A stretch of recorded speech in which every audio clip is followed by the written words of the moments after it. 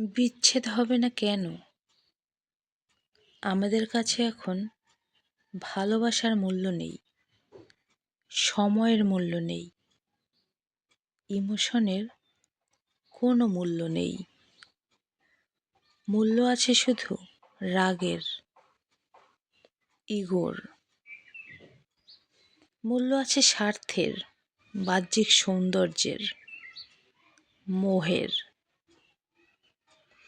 আমরা এখন ধরে রাখার চেয়ে ছেড়ে দিতে বেশি পছন্দ করি। নিজে বদলানোর আগে অন্যের বদলানোর এক্সপেকটেশন করি। রাগ আর জেদের প্রতিযোগিতা করে চলেছি প্রতিনিয়ত। নিজেদের সম্পর্ক সুন্দর করার চেয়ে আরও বেটার কাউকে খুঁজে নেওয়াটাই বেটার মনে করি আমরা।